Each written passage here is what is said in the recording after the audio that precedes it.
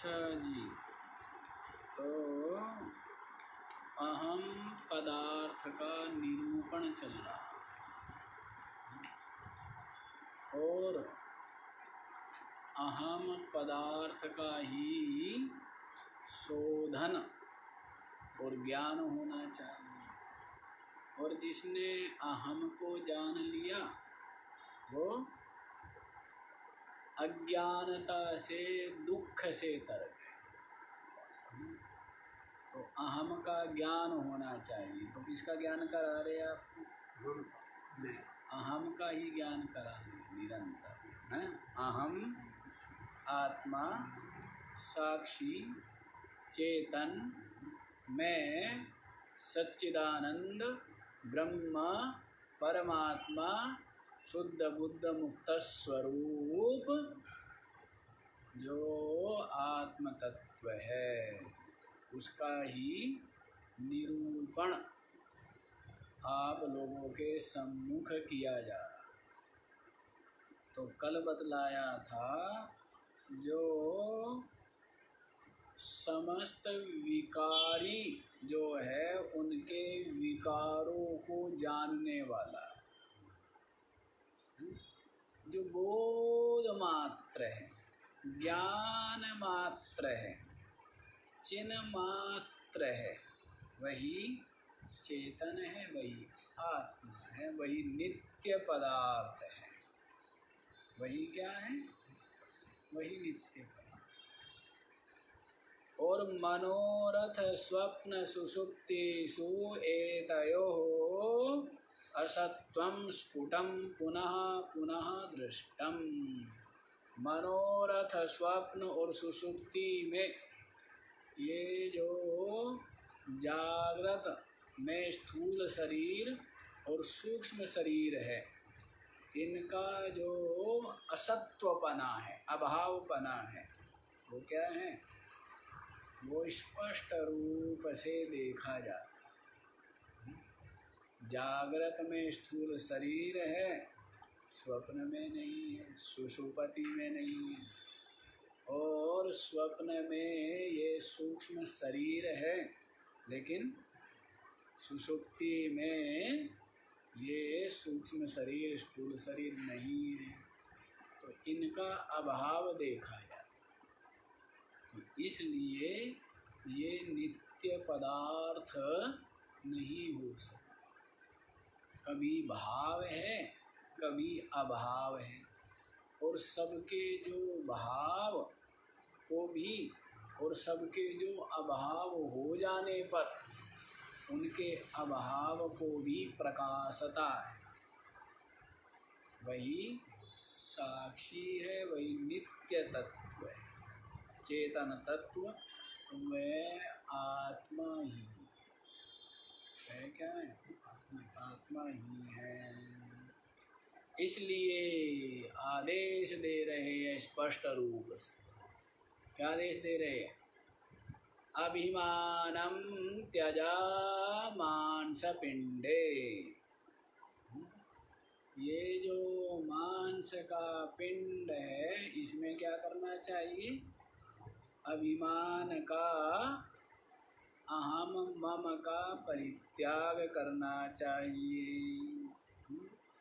और इनमें जो अभिमान करने वाला है उसका भी अभिमान त्यागना चाहिए। देहे मांस पिंड में क्या करते हैं? मैं मेरापन। उसके पश्चात इसमें जो मैं मेरापन करने वाला क्या है? वो जीव। उस जीव में भी क्या होता है? मैं मेरापन होता है। तो दोनों में क्या करना है? मांस पिंड के इस शरीर में भी मैं मेरेपन का त्याग करना है और मैं मेरा करने वाला इस शरीर में जो जीव है अभिमानी चेतन, उसको क्या कहते हैं? जीव कहते हैं। तो इस जीव में भी क्या करना है? मैं और मेरेपन का अभिमानम त्यजा। क्या कीजिए? अभिमान छोड़ दीजिए। क्या कर दीजिए? छोड़ देना चाहिए। छुटा हुआ ही है। जबरदस्ती पकड़ा हुआ, जबरदस्ती पकड़ा हुआ।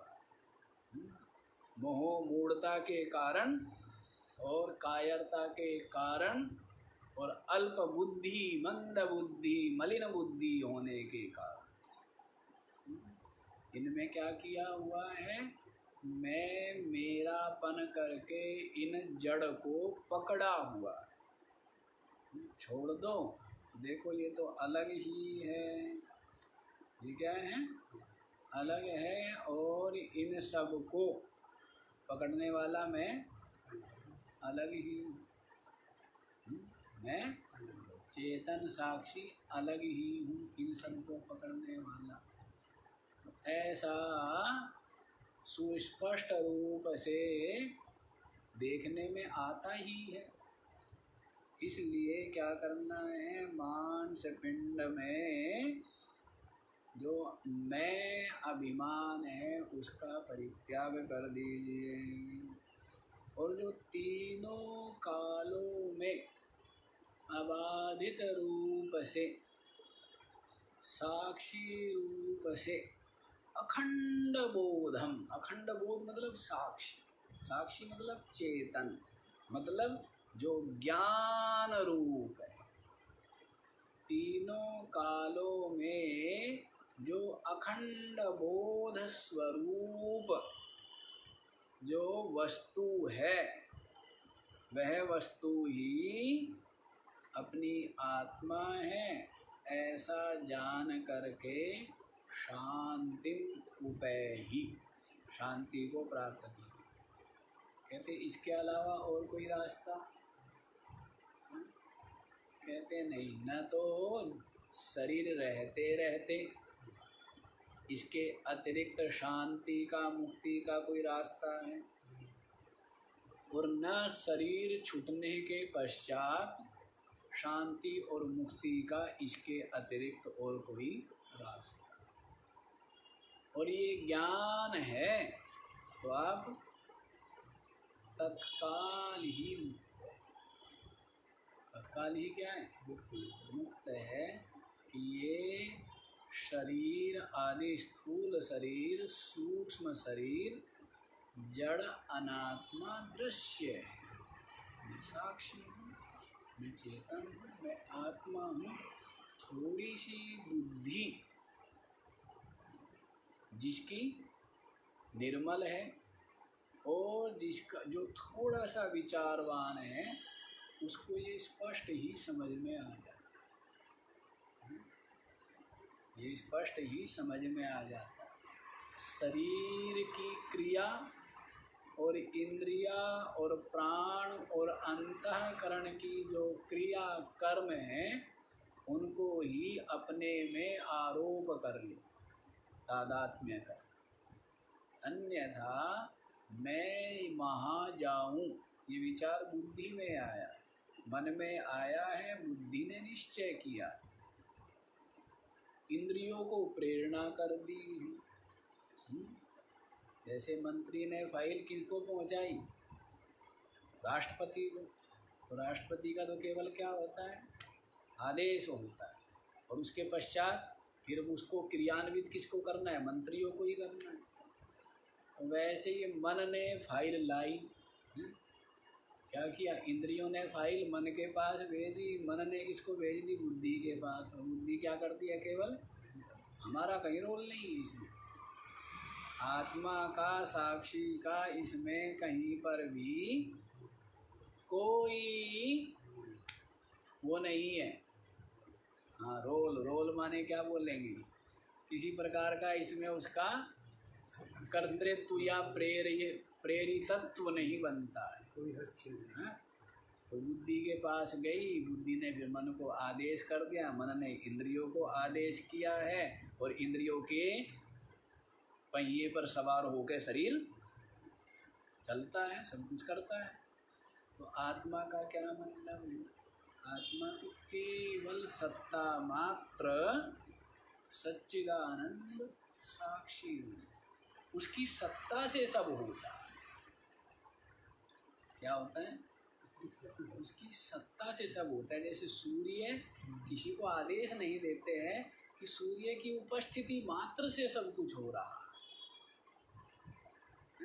पढ़ा जा रहा है, दिख रहा है, कर्म किए जा रहे हैं, आना जाना हो रहा है, सब कुछ किसकी उससे हो रहा है? सूर्य कुछ कर रहे हैं? सूर्य केवल विराजमान उनके प्रकाश में। वैसे ही आत्मा की सत्ता मात्र पा करके क्या होते हैं? ये बुद्धि, ये मन, ये इंद्रिया स्व स्व व्यापार में प्रवृत्त हो जाते हैं। जैसे मालिक कुछ नहीं करता, केवल आ गया और उसकी उपस्थिति मात्र से ही जो कार्य 2 घंटे में हो रहा था वो अब 1 घंटे में होने लग गया। जैसे चुंबक कुछ करता है क्या? लेकिन उसकी उपस्थिति मात्र से लोहे में उपस्थिति मात्र से कुछ करता है, कुछ घटा उसका, कुछ बढ़ा उसका, उपस्थिति मात्र। वैसे आत्मा तो केवल साक्षी। और ये सब किस में चल रहा है? ऐसा करूं निश्चय हुआ और इंद्रियों के द्वारा वैसा कि चलो घूमना चाहिए, क्या करना चाहिए? टहलना चाहिए। मन में ऐसा आया, बुद्धि ने निश्चय किया और इंद्रियों के द्वारा वैसा हो रहा। आत्मा तो क्या है? अलग ही है, साक्षी रूप है। लेकिन इनमें मैं और मेरा पना कर लेना यही जीवपना है और यही पाप पुण्य और सुख दुख से संयुक्त हो जाए। पाप पुण्य सुख दुख कर्तृत्व भोक्तृत्व इन सब से क्या हो जाता है? जुड़ जाता है इसके साथ। अन्यथा आप विशुद्ध चेतन ही। ऐसा विवेक आपकी बुद्धि में न जाने क्यों नहीं ठहरता। ठहराते नहीं है, बाकी तो ठहरा रहता है। उतना धन उसको दिया हुआ है, 20 वर्ष पहले दिया था, स्मरण है नहीं है? स्मरण रखता है। लेकिन ये इस बात का स्मरण रखता है क्या? ये अनात्मा जड़ है और मैं चेतन आत्मा साक्षी हूँ। इस विवेक को स्मरण नहीं रखता है। क्यों नहीं रखता है? क्यों? क्योंकि कह दी हम तो भगवान को पाने के लिए आए थे कि भगवान मिलेगा, हैं? और आपने तो क्या, आप तो हमें हमारे अपने आप को पकड़ा रहे हो। आए तो थे हम किससे मिलने, किसको पाने? के भगवान को। कि भगवान कहीं परलोक में है जो दर्शन देगा, जिसके दर्शन पा करके हम कृतकृत्य हो जाएंगे। वो भगवान है, लेकिन वो तेरे हृदय में बैठ। वो भगवान तेरी आत्मा ही है, तू ही। जो भगवान जिसके दर्शन कर लेने पर फिर कृतकृत्य हो जाता। तो भगवान तो हृदय में, ये पता नहीं और भगवान के दर्शन पाना चाहता था, तो इसलिए ये ज्ञान नहीं ठहरता है। तो क्या कि कुछ नाम जपूंगा, है कुछ कल्पित जो ईश्वर के स्वरूप है उनका ध्यान करूंगा, जिससे क्या होंगे? ईश्वर के दर्शन मुझे प्राप्त होंगे। तो तेरे संकल्प और भावना से दर्शन तो हो जाएंगे, लेकिन वो तेरे संकल्प और तेरे भावना का ही क्या होगा? साकार रूप होगा। क्या होगा? आपके संकल्प ही तो साकार होके भास रहा है। ये सारा आकार किसने धारण किया है? आपके संकल्प ने धारण किया। तो वैसे ही तेरा संकल्प ही घनीभूत होकर, ठोस होकर क्या हो जाएगा? जैसे जल वाष्प ठोस होकर के बर्फ हो जाता है,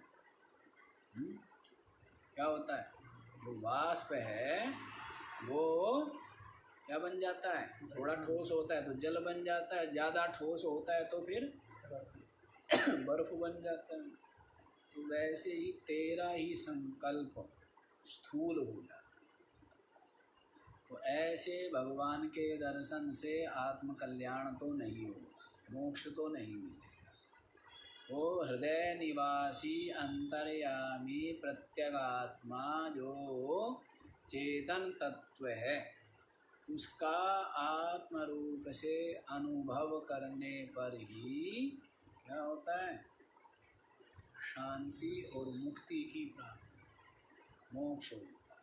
इसीलिए कहा है स्वम आत्मानं ज्ञात्वा शांतिम उपैहि। अपनी आत्मा को जो अखंड बोध स्वरूप है उसको जानकर शांति को प्राप्त करो। तो ये नहीं कहा है किसी अन्य ईश्वर भगवान देवता का दर्शन करके शांति को प्राप्त करो, ऐसा कहा है कहीं पर? ऐसा नहीं कहा। फिर साहस क्यों नहीं जुटाते कि महाराज हम अपने आप को आँख नाक कान मुख वाला मानते हैं, भगवान भी हमें ऐसा ही चाहिए, जिसके आँखें हो, जिसके नाक हो, जिसके कान हो, जिसके मुख हो, हाथ हो, पैर हो, थोड़ा हो हमारे से ज़्यादा है। हमारे 2 है तो उसके कितने होने चाहिए? हाथ 2 है तो कितने हाथ होने चाहिए? 4 तो कम से कम होने चाहिए, 8 हो तो एक अलग बात है। हमारे आँखें 2 है तो उसकी कितनी होनी चाहिए? 3 तो होनी चाहिए। चलो 4 नहीं छोड़ो, पर 3 तो क्या, तीसरा नेत्र खुल गया, 3 तो होनी चाहिए, कम से कम नहीं होनी चाहिए है। हाँ, तो ऐसा भगवान होना चाहिए नहीं।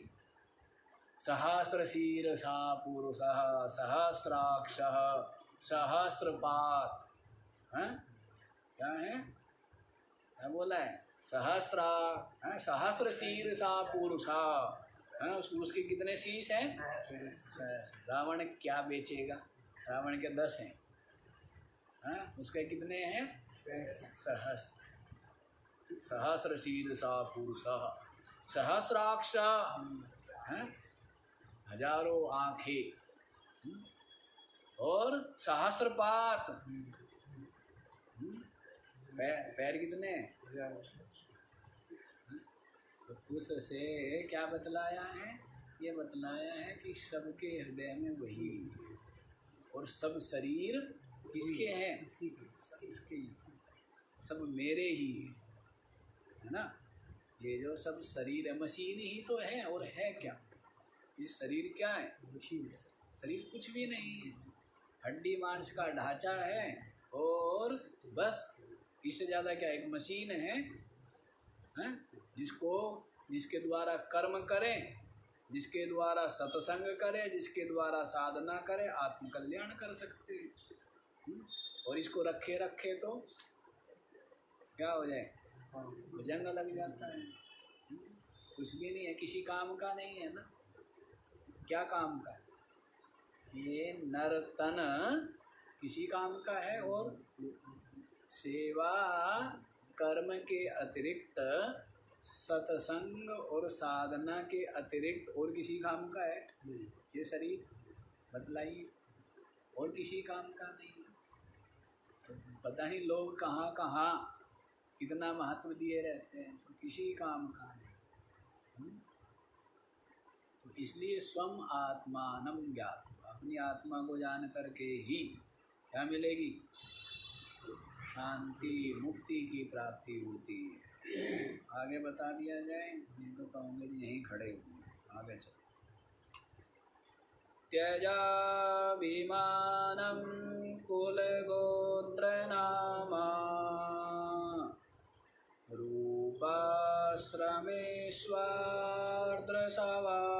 रूपाश्रमेष्वार्द्रसवाश्रितेषु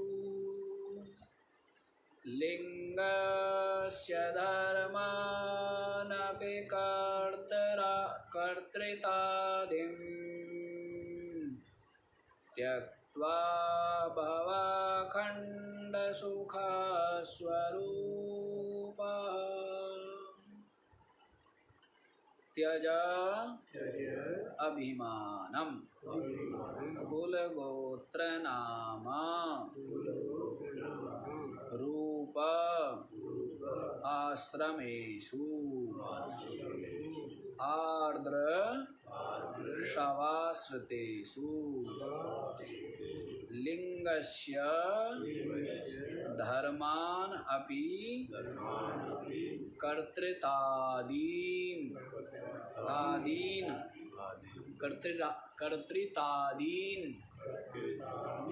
त्यक्त्वा भव अखंड सुख स्वरूपः।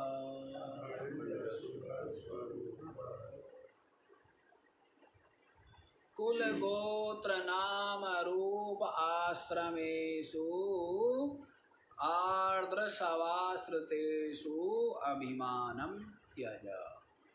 आर्द्र माने गीला, आर्द्र माने गीला। शव ये शरीर, ये शव क्या है? शव है ना। गीला जो शव रूप ये जो शरीर है कैसा है? गीला गीला है ना। क्या है? गिले गीला है। क्या है? गीले गीला है। नस नाड़िया है और इसमें क्या? हाँ, यो चिपचिपापन। जो आप भोजन करते हैं और भोजन आपके पेट में जाता है, अब उसकी पाचन की प्रक्रिया कैसे कैसे होता है आजकल दिखाते हैं, तो उसको व्यक्ति देखे तो क्या हो जाए? घृणा हो जाती है। ऐसे हो जाता है वो सब, पाचन ऐसे हो जाता है बिल्कुल। यो जैसे मथानी चलती है ना, दूध में दही का मंथन होता है, तो वैसी मथानी ऐसे चलती है। कैसा ये शरीर? आर्द्र माने गीला, शव। क्या है ये? कैसा है? गीला शव है। उसके आश्रित कुल गोत्र नाम रूप आश्रम किसके है? सब ये शरीर के। इस गिले जो ये सब रूप शरीर है, स्थूल शरीर, इसके आश्रित कुल। मैं ऊंचे कुल का हूँ। मैं क्या हूँ? ये कुल किसका है? स्थूल शरीर। गोत्र, अमुख गोत्र, गोत्रोत्पन्न में हैं? अहम अमुख गोत्रोत्पन्नो हम। मैं उस गोत्र का हूँ। ये किसका है गोत्र? ये सब कल्पित है। ये कुल, ये गोत्र, ये नाम, ये रूप, ये आश्रम, ये जाति, ये वर्ण, ये सब के सब क्या है? सब कल्पित, सब माने हुए हैं। और एक तरह से देखा जाए तो भेद नहीं, अभेद नहीं, भेद के बीज रूप क्या है? अभेद की ओर नहीं लेके जाते, क्या डालते हैं? भेद डालते हैं। भेद के बीज, भेद की दीवार है कि अमुख कुल और श्रेष्ठ गोत्र में मेरा जन्म है। और ये मेरा नाम है। नाम मेरा कितना सुंदर नाम है। नाम पर बड़े लोग मुग्ध रहते हैं। बड़ा सुंदर नाम है, ऐसा नाम ढूंढेंगे, इतनी माथा पच्ची करेंगे, ढूंढ ढांड के लाएंगे जी नाम बताओ, नाम बताओ। अरे नाम कुछ भी रख दे, व्यवहार के लिए है, इसलिए व्यवहार के लिए पुकारने हैं। ये सब जो व्यवहार है उसके लिए है कि व्यवहार में सुगमता रहे। और ये 3 बालक हो तो नाम रख दिया करो, नंबर 1 इधर आओ, नंबर 2 इधर आओ, नंबर 3, तो भी काम चलेगा? नहीं चलेगा? तो भी चल जाएगा। नंबर फिर भी कहना पड़ रहा है। हाँ तो फिर भी, लेकिन नाम तो वही हो गया ना। कहने का भाव है कुछ रख दो, व्यवहार के लिए है ना। नाम तो रखना ही पड़ेगा। इतना महत्व शास्त्रों में आ रहा है।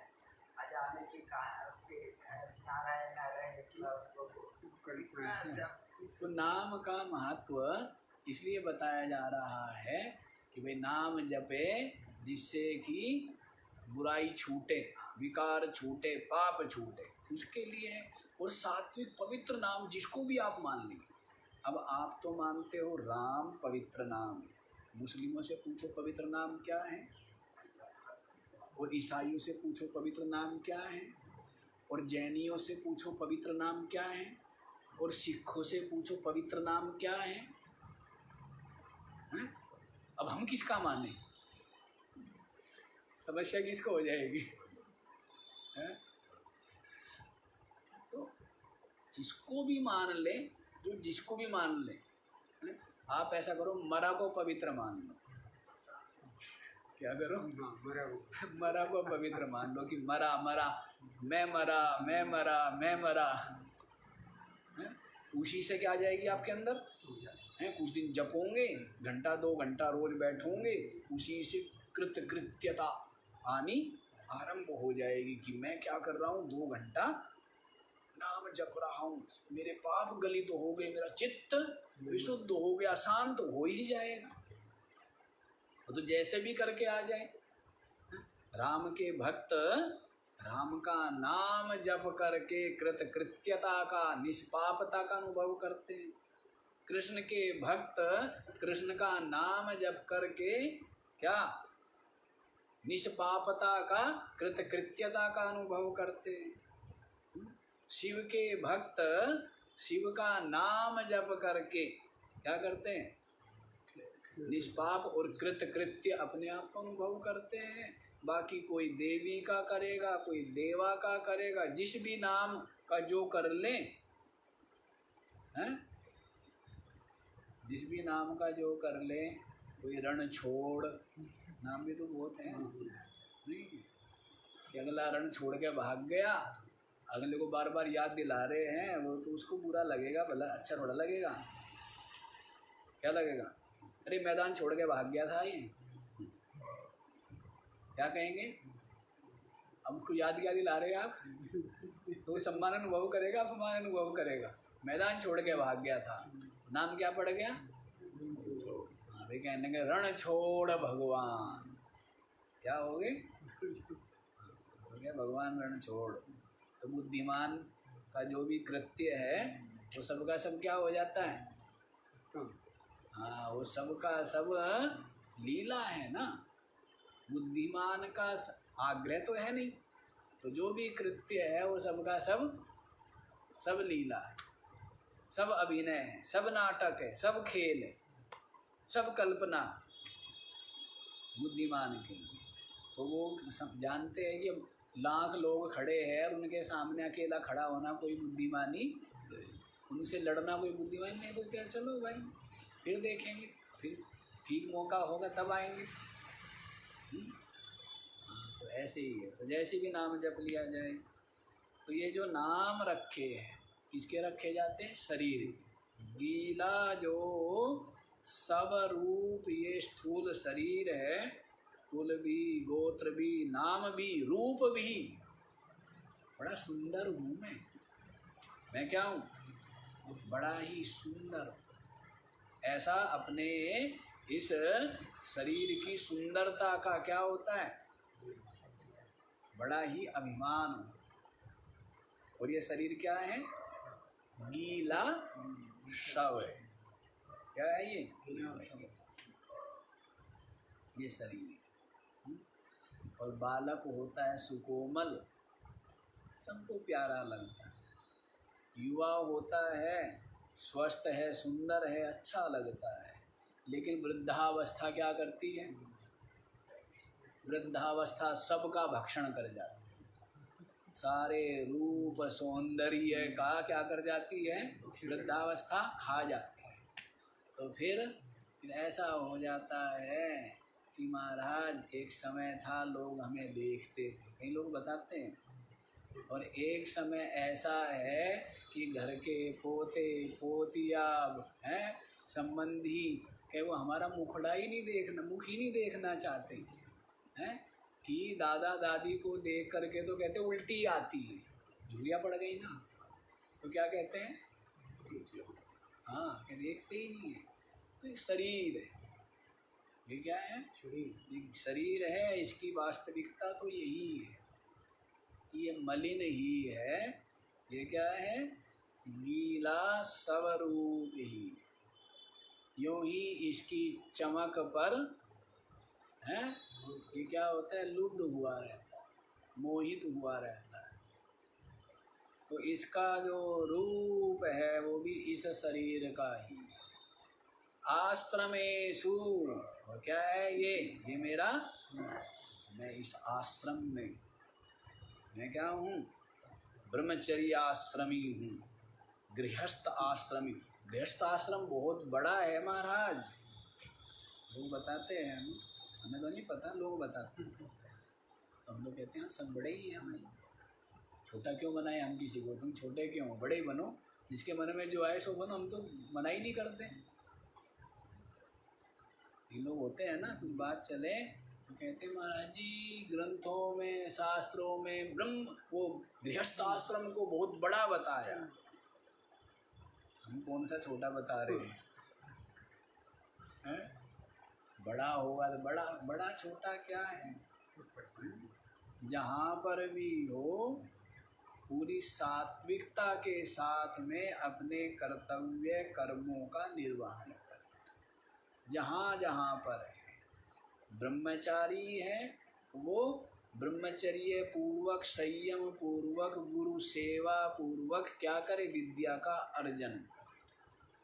गृहस्थ में है तो क्या करे, तो न्याय पूर्वक, पुरुषार्थ पूर्वक, धर्म पूर्वक धन कमाए और उस धन को जो स्वयं के काम भी ले, और जो सतपात्र है, रोगी है, वृद्ध है, भूखे है, या राष्ट्र या जो धर्म आदि के कामों में उसको खर्च करें। और वानप्रस्थ में आ गया आयु, तब क्या करें, तप करें। तब क्या करें, पूरा तप की, संयम की अग्नि के द्वारा जो गृहस्थ में पाप हो गए उन समस्त पापों को भस्म कर डाले, निष्पाप हो। वानप्रस्थ आश्रम केवल चिंतन, साधना, मनन इसमें रहे, सारे पाप गलित हो गया। संन्यास आश्रम क्या है, आत्मचिंतन, आत्मनिष्ठा से युक्त हो गया है। और जिज्ञासुओं को यथा पात्र उपदेश करें, तो जैसा पात्र है उसके अनुसार क्या कर दे, उपदेश करना चाहिए। लेकिन ये किसके है, आत्मा के नहीं है, ये आश्रम किसके हैं, शरीर की अवस्थाओं से तो नाम रख दिया है। तो ये सब के सब गीले हैं, अंदर अंतर अत्यंत मलिन, अशोभन रूप, अमंगल रूप, ये जो सब है, ये शरीर जो दिख रहा है, उंगली, हाथ, पैर वाला, पेट, पीठ वाला, आँख, नाक, मुख वाला, ये जो शरीर दिख रहा है क्या है, ये सब ही, ये सब ही है। और इसमें पुर्जे हैं, इंद्रिया, पहिए हैं इसके, और मन बुद्धि इसके ड्राइवर है, और इसके स्टेयरिंग है। बुद्धि ड्राइवर है, मन स्टेयरिंग है, इंद्रिया पहिए हैं, और ये शरीर रूपी गाड़ी है, और आत्मा रूपी मालिक मैं क्या हूँ, मैं तो सब तमाशा देख रहा हूँ। शरीर का जन्म, बालकपन, युवापन और बुढ़ापा, और इंद्रियों के द्वारा होने वाले समस्त कर्म, इंद्रियों के धर्म, इन सब को देखने वाले, प्राणों के कर्म, इनके धर्म हैं, इनकी क्रिया को देखने वाला, मन में होने वाले संकल्पों को भी देखने वाला, बुद्धि में होने वाले जो निश्चय है उनको भी जानने वाला मैं नहीं, मैं साक्षी चेतन चेतन मात्र हूँ, मैं जड़ थोड़े ही हूँ। हैं? अपने आप को जड़ मानता रहा, जड़ता आती गई और इतनी जड़ता आ गई, क्या हो गया कि दुखों में डूब गया। वियोग, दुख, क्लेश, अशांति इतनी की पूछो मत। लेकिन जब जाना कि मैं तो जड़ नहीं हूँ, मैं तो चेतन हूँ, तो फिर जाना कि चिंता, भय और अशांति और संयोग, वियोग और दुख और कष्ट ये मुझ में तो है नहीं, ना थे, ना है, ना कभी हो सकते, ना कभी हो सकते हैं। आत्मा में नहीं है। कह महाराज अभी कह रहे हो आप, जब शरीर रोगी हो जाएगा ना, अत्यंत कष्ट होगा ना, तब देखेंगे हम आप, तब क्या करेंगे, तब देखेंगे हम आप। रोगी कौन होगा, शरीर होगा, शरीर होगा, है ना। पीड़ा किसको होगी, हैं? सुख दुख मन में होंगे, कष्ट इसमें होगा, मन बुद्धि में होगा, मैं जानने वाला, मैं फिर भी उसका साक्षी ही। तो शरीर में हो रहा है तो शरीर का उपचार होगा, और उपचार होगा नहीं होगा, यदि प्रारब्ध में इसके उपचार होना लिखा होगा तो उपचार हो जाएगा, अन्यथा दवाई भी पास में होगी, वैद्य भी सामने खड़े होंगे, सब कुछ होगा, उपचार नहीं होना होगा। महाराज डॉक्टर की पकड़ में ही नहीं आ रहा है बीमारी क्या है, कमाल हो गया। सारा का सारा हॉस्पिटल उसका खुद का, बड़े बड़े डॉक्टर सारे उसके खुद के हैं, धन संपत्ति की कोई कमी नहीं। कह दी रोग पता ही नहीं लग रहा है, उपचार हो रहा है, हो रहा है क्या, क्या चिंता करें, जैसा इसका प्रारब्ध है सब ये क्या है, यथा प्रारब्ध चल रहा है सब कुछ, अन्न जल भूख प्यास संयोग वियोग सब कुछ क्या चल रहा है, यथा प्रारब्ध चल रहा है। तो इसमें क्या, अब जो होना होगा होगा, शरीर बीमार होगा तो मैं नहीं हूँगा, मुझे प्रारब्ध सारा कुछ तो फिर मेरा करता, मैं कुछ करूँ ही नहीं।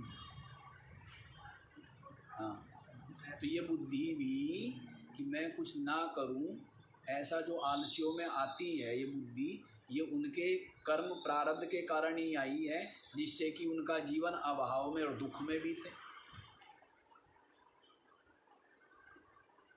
कष्ट में बीते, रोग में बीते। ये जो बुद्धि आई है कि मैं कुछ ना करूं, ये बुद्धि क्यों आई है, क्योंकि उनके प्रारब्ध में दुख दरिद्रता क्लेश और रोग भोगना है, इसलिए बुद्धि आई है उनको। इसी बुद्धि को श्रेष्ठ मानेंगे, उनको क्या मानेंगे, मेरे इम्प्रूवमेंट का क्या तरीका होगा, फिर मेरे इम्प्रूवमेंट का क्या तरीका होगा, इम्प्रूवमेंट तो पुरुषार्थ ही है ना, प्रारब्ध ही सब करेगा तो मैं पुरुषार्थ क्यों करूँ। अब बताया ना आपको, प्रारब्ध भी आपके ही तो कर्म का फल है, जो आपने कर्म किए, लेकिन आगे तो मुझे अब आपको बताया है पुरुषार्थ आप करेंगे तो ही आपको आपके कर्म का फल भी मिलेगा। प्रारब्ध भी, अब आपके मान लीजिए थाली आ गई है तो पुरुषार्थ करेंगे तभी तो पेट भरेगा, वो जब उसको खाएंगे, तो पुरुषार्थ का होना भी यथा प्रारब्ध हो जाता है। अब आप कहेंगे सब कुछ प्रारब्ध ही है, तो सब कुछ प्रारब्ध ठीक है, लेकिन प्रारब्ध भी आपके पुरुषार्थ से ही बना है। प्रारब्ध मुझे वो नहीं बना देता है, नहीं नहीं, प्रारब्ध आपको कई बार कहा है, यही तो होता है कि आप लोग भूल जाते हैं। प्रारब्ध है फल, पुरुषार्थ करके सब कुछ कर करा के अंत में जो होता है वो प्रारब्ध। फिर आगे का प्रारब्ध के पुरुषार्थ करूँगी, आगे जो मेरा प्रारब्ध बनेगा जीवन हाँ, तो उसके लिए फिर मतलब तो वो तो अपने आप हो ही रहा है ना, जो भी आप पुरुषार्थ कर रहे हैं। अच्छा लेकिन सुनिए, मैं अगर वो मान सब प्रारब्धवश होता ही रहेगा, मैं मेरा काम भी और मैं भी क्रिया भी और निष्क्रिय भी सब प्रारब्ध से ही। ठीक है। बड़ा अजीब सा प्रश्न है, फिर मैं ऐसे दृष्टा हूँ, हाँ, मैं ऐसे हाँ, चेतन हूँ, और फिर शरीर पे जो भी हो रहा है वो देख रहा हूँ। हाँ, स्थिति हो तो ऐसे है, देखो भ्रमित रहते हैं लोग। प्रारब्ध जैसे आप पुरुषार्थ आप जो करते हैं वो कैसे करते हो, कर्ता अभिमान से युक्त होकर के करते हैं। तो प्रारब्ध के सहारे से वो पुरुषार्थ के सहारे से प्रारब्ध आपको फल दे देता है। साथ ही साथ पुरुषार्थ के द्वारा अन्य कर्म भी बन जाते हैं जो आगे चल के आपका अगले जन्मों के प्रारब्ध का हेतु बन जाते हैं। अगले जन्मों के लिए प्रारब्ध कर्म बन जाते हैं। ये चलता रहता है संचित क्रियमाण पर। जैसे आप यहाँ पे जो भी हम सुन रहे हैं इसके हिसाब से तो मुझे रोज अपने स्वरूप में स्थित होना चाहिए। मैं इससे मैं अलग हूँ, ये शरीर मैं नहीं, मेरी आत्मा, ये प्रयत्न तो मैं कर रही हूँ। अगर मैं ये तो सारा ही प्रयत्न है। अध्यात्म तो सारा का सारा ही पुरुषार्थ, लेकिन आपके शरीर निर्वाह के लिए जो कुछ स्थूल जगत में घटनाएं घटित हो रही है या आपके स्थूल शरीर में घटनाएं घटित हो रही है, वो सब क्या है? तो फिर ये दो चीज अलग हो गई। अध्यात्म तो पुरुषार्थ, अध्यात्म तो पुरुषार्थ ही है, केवल पुरुषार्थ है। ना कोई देव, ना कोई कर्म, ना कोई प्रारब्ध, ना कोई ईश्वर इसमें आपका कुछ नहीं करेगा। ये सब ठीक है, ये मेरा पुरुषार्थ है, और जो शरीर का होगा वो प्रारब्ध। ऐसा देखो ऐसे है, सभी संस्कार आपके चित्त में संचित है ना, करने के भी, चाहे जगत में कर्म करने या न करने के हो, चाहे अध्यात्म में पुरुषार्थ करने न करने के, ये सब संचित कहाँ है? आपके चित्त से ही तो प्रेरित होते हैं ना आप। चित्त से प्रेरित अपने चित्त, और आपका चित्त आपके जो संस्कार है, वासनाएं हैं, उनके द्वारा प्रेरित होता है और फिर उसी के अनुसार पुरुषार्थ होता है। ठीक है, तो सब कुछ तो आपके चित्त में ही है, आपके संस्कार ही है। तो ये जो अभी आप सुन रहे हैं या संगति कर रहे हैं, तो ये आपके संस्कार लाए हैं। अब इस संगति से और क्या हो रहा है, वो संस्कार, वो वासना बढ़ रही है कि हम सत्संग करें, अपने आत्म स्वरूप को जाने, जिससे कि हम मुक्त हो। तो सब कहाँ है? ये चित्त में ही है।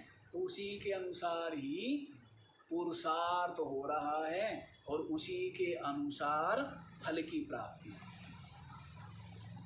ये पुरुषार्थ तो मतलब चित्त में ये बैठाना, पुरुषार्थ तो देखो करना ही है। यदि हम प्रारब्ध को हटा भी देते, चलो आपको इतना असंतोष हो रहा है, लेकिन फिर ये कहेंगे कि पुरुषार्थ करो और उसके पश्चात जो भी फल मिल जाए उसी में, प्रारब्ध को हटा दीजिए आप, कोई दिक्कत नहीं, तब भी कोई समस्या नहीं। बात तो एक ही है। हाँ, अच्छा जी, ये जो गीला शरीर है, शवरूप, क्या है ये? शवरूप। इतनी बड़ी सच्चाई आपसे छिपा के रखी गई, किसी ने नहीं बताया है, और आपका पूरा जीवन इसको ही सजाने संवारने और इसमें ही बीतते, पूरा जीवन ये सच्चाई आपसे छिपा करके रखी, बड़ा बेवकूफ़ बना करके रखा, नहीं रखा है? आप इस शरीर को क्या माने रहे? मैं माने रहे, और इसका क्या करते रहे? इसके लिए वस्त्र, इसके लिए आभूषण, इसके लिए इतनी सुविधाएं। क्या करेगा सुविधाएं? सारी सुविधाएं जुटा के पता नहीं क्या करना चाहता है, कितनी सुविधाएं क्या करेगा? रोग हो जाएगा, रोग का घर। ज़्यादा सुविधाएं दे, ज़्यादा आराम देगा तो क्या होगा?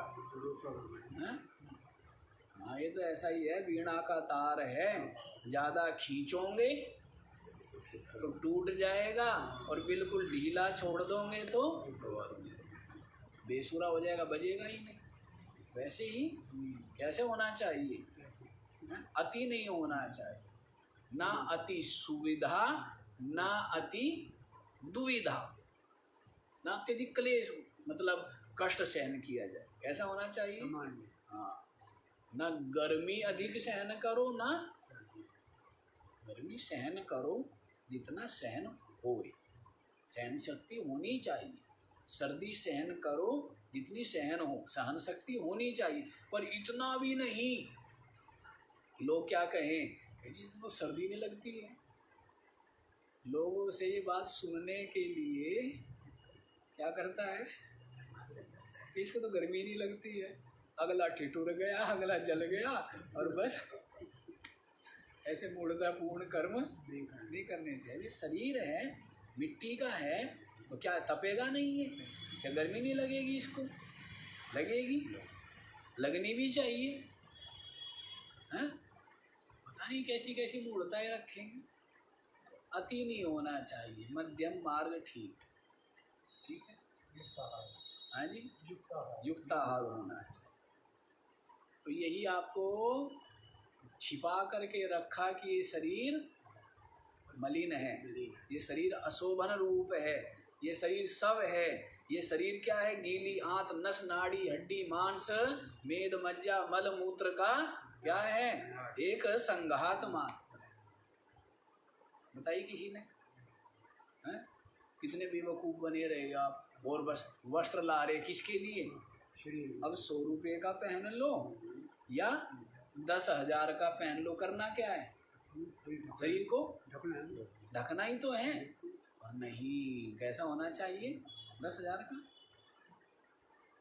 बताओ उसके लिए क्या करेगा, झूठ कपट करेगा, पता नहीं क्या क्या करेगा।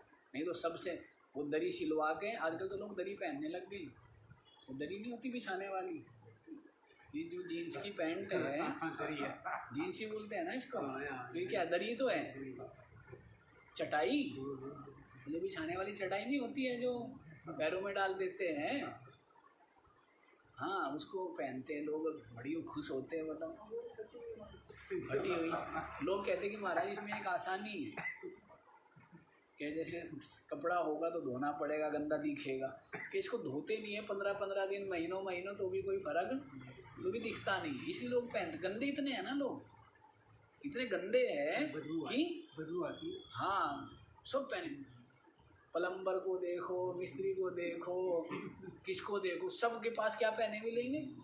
हाँ, तो कारण क्या है कि वो दिखती नहीं है गंदी, उस इतनी गंदगी होती है, ठीक है ना। हाँ, सबसे सड़ियल होते हैं ऐसे लोग, ठीक है। हाँ, कपड़े ऐसे पहनते हैं। अच्छा, तो क्या कहते हैं, जैसे शरीर है इसको ढकना ही तो है, अब इसके लिए इतना महंगा वस्त्र 100 रुपये में ढक जाता है, कितने में, ढकना ही तो है। और इसी के लिए आभूषण, अब आभूषण कितने का बनेगा, 10 लाख का, तो कपड़ा तो 10,000 का बना, आभूषण 10 लाख। हाँ, अब उसके लिए क्या करना पड़ेगा। ये महिलाएं, इस साल तो आपने कुछ बनवाया ही नहीं हमारे लिए, बताते हैं लोग हमें, लोग बताते हैं, और वो भी बताती है ना, लुगाई भी बताती है, हरियाणा की भाषा है ना, लोग लुगाई।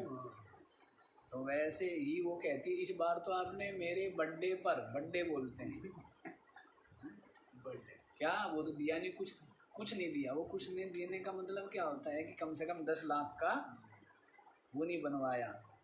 हाँ, क्या बोलेंगे, हाँ, ऐसी वो किसको सजा रहे, बताओ किसको सजा रहे हैं,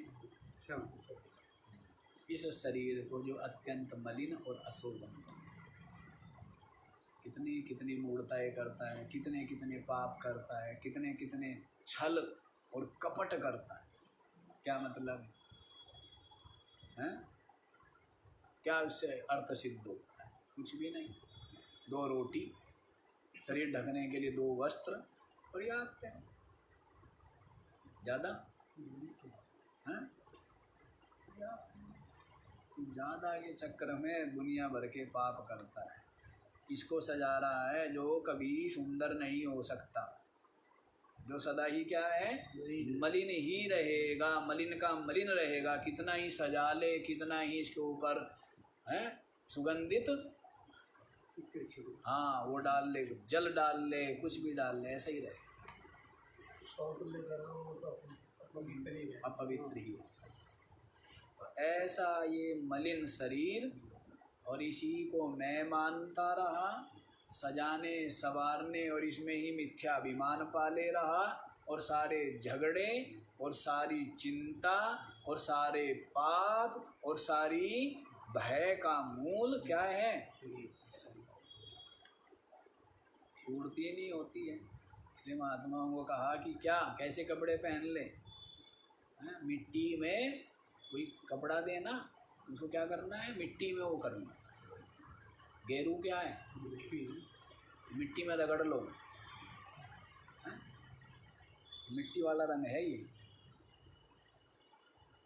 आजकल तो और सिस्टम हो गया वैसे। नहीं तो गेरू का मतलब क्या है, गेरू मिट्टी है कि मिट्टी में वो चमकीला ना रहे, क्योंकि नया कपड़ा तो क्या लगेगा, नया लगेगा, और मिट्टी में वो कर लेंगे गेरू में तो ऐसा ही। तो ऐसा है भाई, क्यों इस शरीर को सजाने में समय और धन का व्यय करता है, क्या अर्थ है, समझ आ रहा है? नहीं समझ आया है? गीला सब कुल गोत्र नाम रूप आश्रम किसके है, इसी शरीर के है। इनमें अभिमानम त्यजा, अभिमान का परित्याग करो, मैं पने का, मेरे पने का परित्याग करो। लिंगस्य धर्मानपि कर्तृतादि, और भी काम रह गए। स्थूल शरीर का काम निबटे तो फिर किसका आ गया, जो लिंग शरीर, सूक्ष्म शरीर। तो सूक्ष्म शरीर के जो धर्म है, कर्ता भोक्ता, सुखी दुखी, पापी पुण्यात्मा, शांत अशांत, ये सब क्या है, किसके हैं? तो लिंगस्य धर्मान अपि कर्तृतादीन, जो लिंग शरीर सूक्ष्म शरीर है, इसके जो धर्म है कर्ता भोक्ता आदि, उन धर्मों का भी अभिमानम त्यक्त्वा, मैं और मेरेपन का अभिमान त्याग करके अखंड सुख स्वरूपा भव, क्या हो जा, पहले कह दिया है अखंड बोध स्वरूप भव, अब क्या कह दिया है, अखंड सुख स्वरूप भव।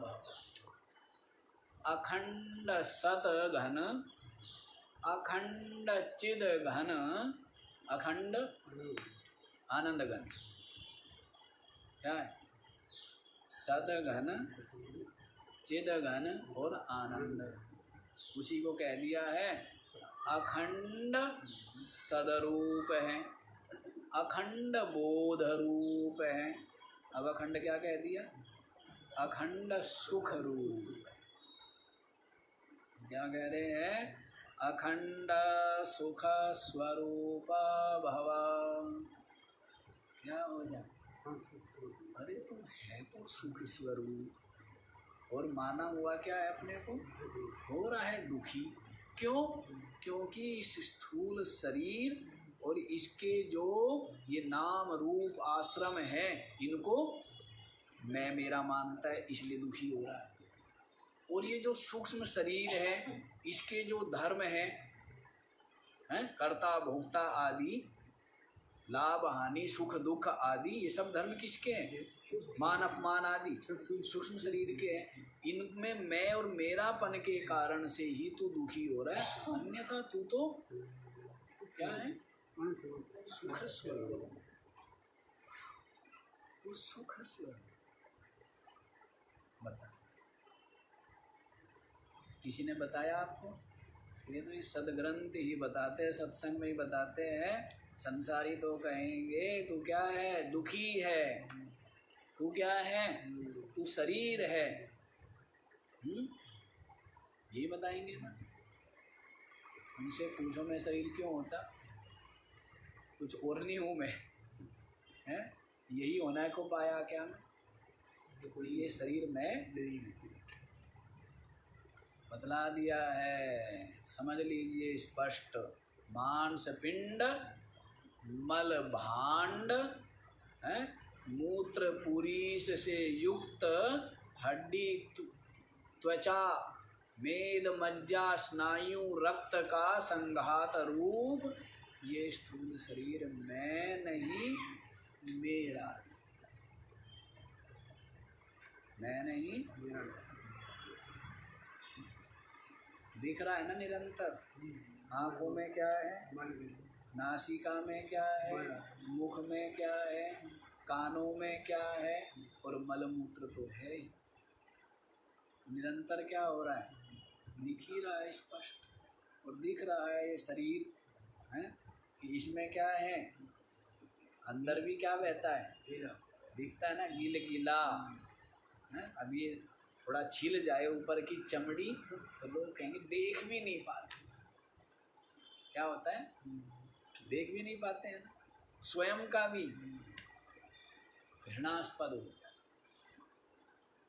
ऐसा ये अत्यंत मलिन स्वरूप जो स्थूल शरीर है, ये कुल गोत्र नाम रूप आश्रम ये सब इसके है। इनमें मैं और मेरेपन का क्या कर दीजिए, क्या अभिमानम। और जो सूक्ष्म शरीर है उसके जो धर्म हैं उनमें भी जो मैं और मेरापन है सूक्ष्म शरीर में और उसके धर्मों में है, जो कर्ता भोक्ता मान अपमान सुख दुख आदि है, तो ये क्या है, सूक्ष्म शरीर के धर्म। इनमें भी मैं और मेरेपन का परित्याग।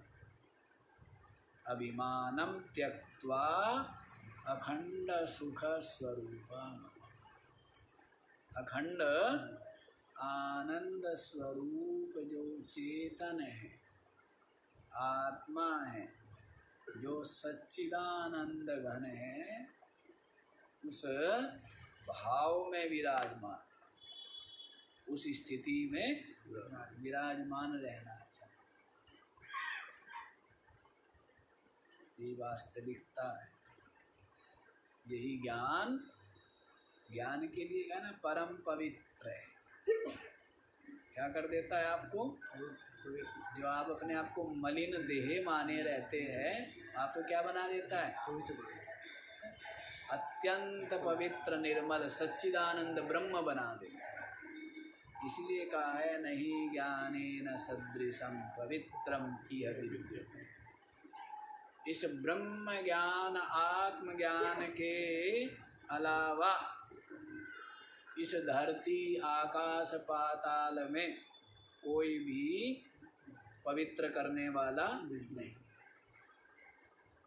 परम पवित्र है ये ज्ञान, और जिसके पास है वो, जिसकी बुद्धि में ये ज्ञान है, वो परम पवित्र रूप ब्रह्म हो जाता है।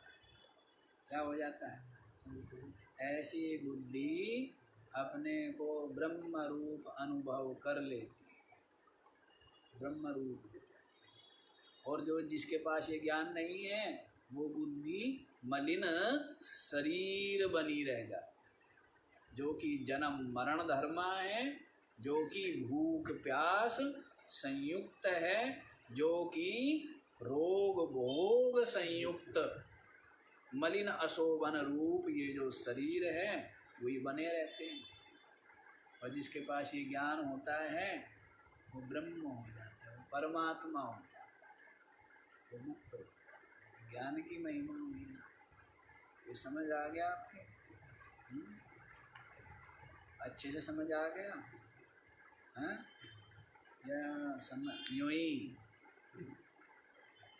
बुद्धि में स्पष्ट हो जाना चाहिए कि ये जो हाथ पैर वाला हड्डी मांस का पुतला दिख रहा है, ये मैं नहीं।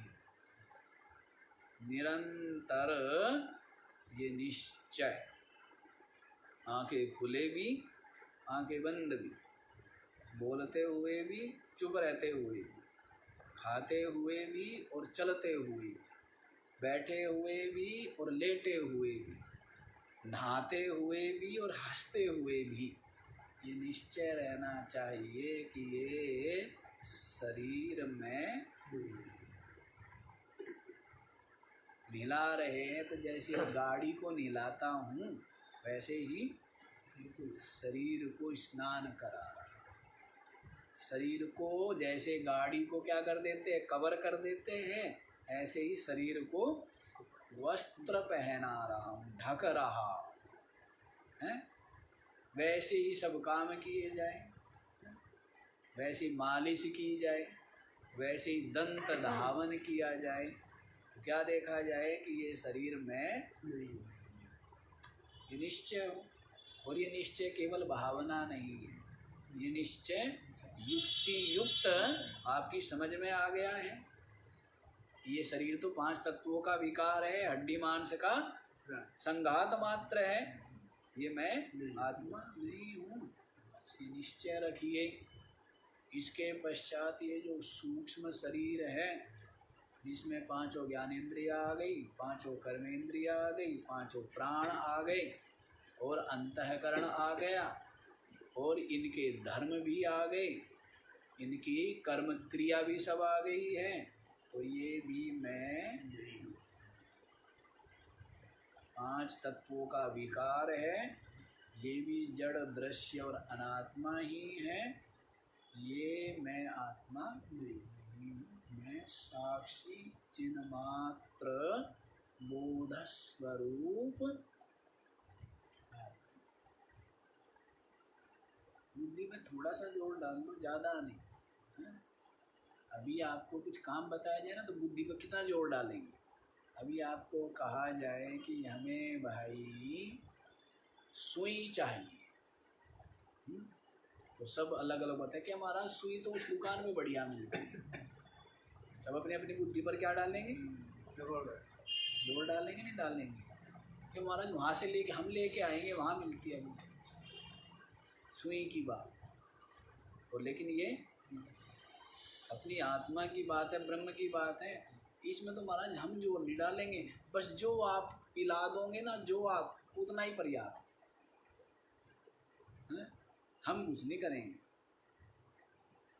तो आप यदि मनन नहीं करोगे, विचार नहीं करेंगे, चिंतन नहीं करेंगे, तो कभी ये दृढ़ होगा क्या?